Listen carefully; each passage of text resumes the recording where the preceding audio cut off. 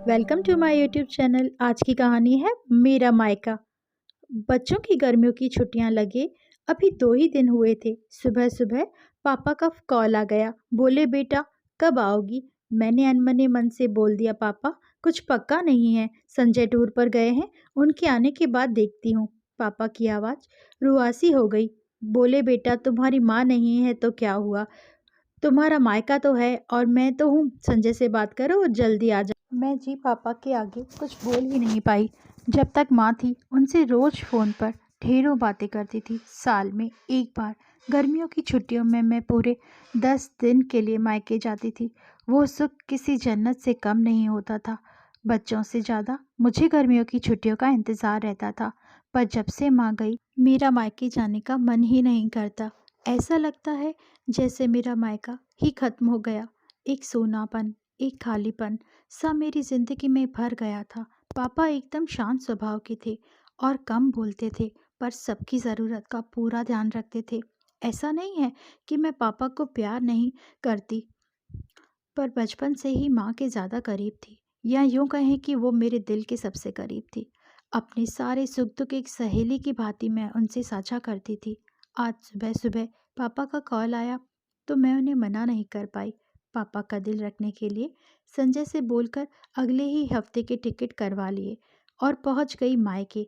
जैसे ही दरवाजे पे पहुंची माँ की याद आ गई। ऐसा लगा जैसे वो अभी बाहर निकलकर मुझे गले लगा लेंगी। सोच की आंखें भर आई। किंतु आज माँ की जगह पापा बाहें फैलाए मेरा इंतज़ार कर रहे थे। सालों बाद पापा को गले लगा के खूब रोई। पापा ने अपने आंसू छुपाते हुए प्यार से मेरे सिर पर हाथ फेरा तो दिल थोड़ा हल्का हो गया। बहुत दिन बाद पापा को ऐसा देखा, कमज़ोर से लग रहे थे। वैसे तो भाई भाभी पापा को सभी मेरा बहुत ध्यान रखते हैं। बच्चे तो अपने खेल और मस्ती में व्यस्त हो गए, पर ना जाने क्यों मेरी नज़रें हर पल माँ को ही ढूंढती थी।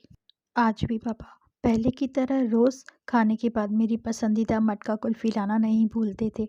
भाई भी बच्चों को कभी पार्क, कभी चिड़ियाघर तो कभी बाजार घुमाने ले जाया करता था। भाभी भी रोज़ मुझसे पूछकर मेरी पसंद का खाना बनाती। सब कुछ पहले की तरह ही था, बस माँ नहीं थी। इस बार मायके में मेरा दिल नहीं लग रहा था। माँ की कमी मुझे बहुत खल रही थी। संजय को कॉल करके मैंने 2 दिन बाद टिकट करवा लिया। सबने मुझे रोकने की बहुत कोशिश की, पर मैं नहीं मानी। देखते ही देखते मेरे जाने का समय आ गया। आज शाम की ट्रेन से मेरी घर की वापसी थी। मैंने सामान पैक करके रख लिया था, बस पापा का इंतज़ार कर रही थी। पापा न जाने सुबह से बिना बताए कहाँ चले गए थे। उनका मोबाइल भी नहीं लग रहा था। मन घबरा रहा था, बिना बताए आखिर कहाँ गए। इधर मेरी ट्रेन का समय भी होता जा रहा था। समझ नहीं आ रहा था कि मैं क्या करूं। तभी पापा का कॉल आया। बोले बेटिया तुम लोग स्टेशन पहुंच जाओ, मैं सीधे वहीं पहुंच रहा हूँ। हम लोग स्टेशन पहुंच गए। ट्रेन सही समय पर थी। पापा स्टेशन पर हमारा इंतज़ार कर रहे थे। उनके हाथ में एक बक्सा था। उन्होंने मुझे देते हुए गले लगाया और बोले इसे ही लेने गया था, इसीलिए देर हो गई, संभाल के रखो। मैंने आश्चर्यचकित होते हुए पूछा इसमें क्या है। पापा की आंखें भर आई। अपने आंसू पोंछते हुए बोले तुम्हारी माँ का प्यार। कुछ समझती तभी ट्रेन आ गई। हमें ट्रेन में बिठा के पापा और भाई विदा कर दिया।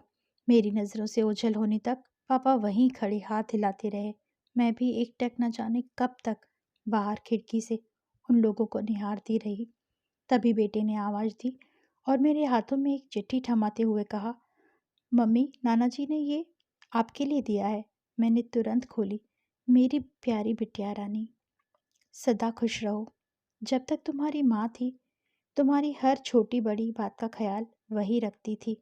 मैं जानता हूँ कि मैं तुम्हारी माँ की जगह तो नहीं ले सकता, पर उसकी कमी भी पूरी करने की कोशिश तो कर सकता हूँ। आज तुम्हारी माँ होती तो हमेशा की तरह अपने हाथों से तुम्हारे लिए बड़ी पापड़ अचार बना के भेज। माँ के हाथ का तो नहीं, पर इसके स्वाद जैसा सब सामान एक दुकानदार से बनवाने की कोशिश की है। उम्मीद है तुम्हें पसंद आएगा। और हाँ बेटा, माँ नहीं है तो क्या हुआ, तुम्हारा मायका और हम तो हैं। पहले की तरह तुम्हारा इंतज़ार रहेगा। ढेर सारे प्यार और आशीर्वाद के साथ, तुम्हारे पापा। पत्र पढ़ते पढ़ते मेरी आंखों से अश्रुधारा बहने लगी। सहसा मेरे मुंह से निकला आई लव यू पापा। बात छोटी सी थी, पर उसमें अथाह प्यार समाहित था। ये सिर्फ मैं ही महसूस कर सकती थी। मायके से घर आए 1 महीना बीत गया है। अब पापा से रोज़ एक बार कॉल करके मम्मी की तरह घंटों बातें करती हूँ। आपको यह कहानी कैसी लगी, कमेंट करके ज़रूर बताइए और ऐसी ही कहानियाँ सुनने के लिए मेरे चैनल को सब्सक्राइब ज़रूर कीजिएगा।